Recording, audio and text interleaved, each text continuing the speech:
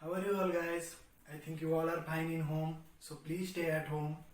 So today I will discuss about Gauss theorem. Okay, it is in electrostatic. So what is Gauss theorem?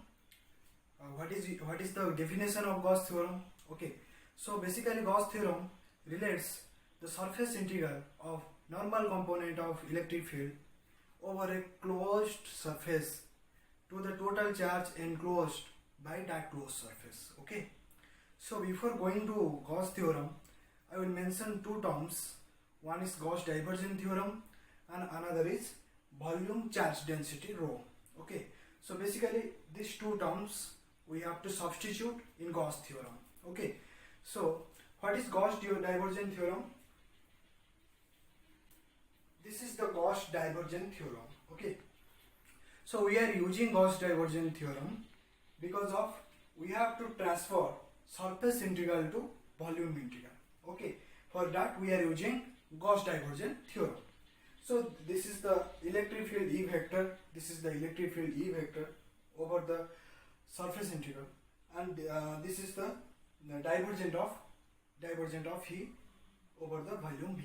Okay, so and this is volume charge density rho. Okay, so what is volume charge density? So this one rho is equal to Q by V. This one is Qi. So one ith component of Q charge, and this is the volume, total volume B. So this is all about Gauss divergence theorem and volume charge density rho. Okay. So now how can we represent Gauss theorem mathematically? Okay.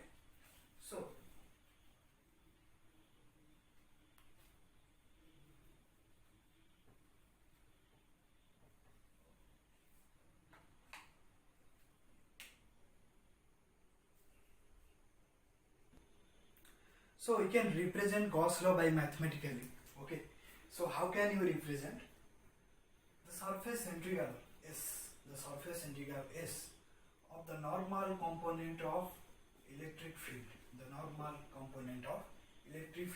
over a closed surface to the total charge enclosed by that closed surface. Okay, this is the mathematically representation of Gauss law. Okay, so the second question is, how can you represent the Gauss law in differential form? That is very important. Okay, so by applying Gauss divergence theorem,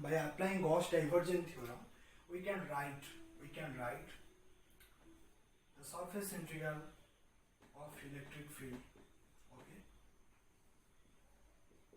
to is equal to the volume integral V div over the volume. Okay, so by applying Gauss divergence theorem, we can write this term as this term. Okay, so please write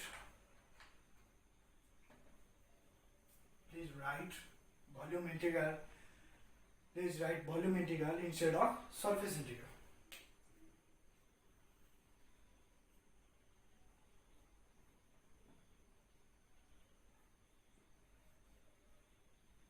And the right hand side is Qi by epsilon 0. Okay. So the total charge is equal to sigma Qi. So I can write here sigma. Okay. So I can write right hand side sigma over I Qi divided by epsilon 0. Okay. So we know by volume charge density rho is equal to Qi by B. Okay, so Qi is equal to rho B, and sigma Qi is equal to rho dV integration. So integration over rho dV is equal to sigma Qi. So instead of sigma Qi, we can write rho dV over volume divided by epsilon 0. Then we can get the final term of differential form. Okay, so because this volume integral over V and this volume integral over V, by comparing right hand side to left hand side, we can cancel this volume integral to this volume integral, and we can get the final terms. Okay.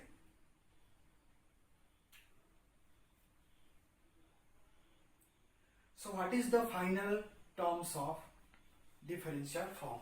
Okay, differential form of Gauss law. Okay, so it is div E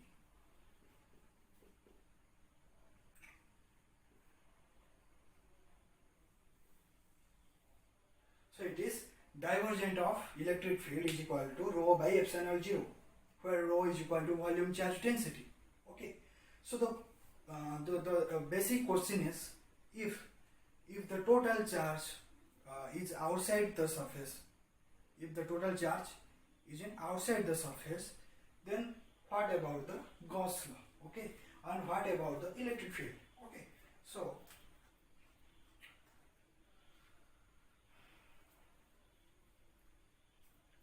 let this one is the surface S. So here is the Q. Okay, here is the charge Q. So this Q is outside the surface. It is not inside. It is not enclosed by that surface. So it is outside the surface. So what about the Gauss law? Gauss law statement is the surface integral of the normal component of electric field over a closed surface is equal to 1 by epsilon naught times of the total charge enclosed by that surface. Okay, so what about the Gauss law? It will becomes 0, right? Because the enclosed charge is 0. So that's why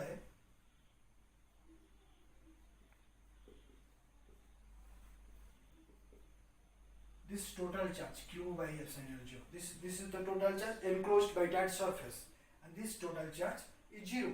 That's why this one is 0. Okay. So this is all about Gauss law. So thank you for watching my video. Thank you everyone.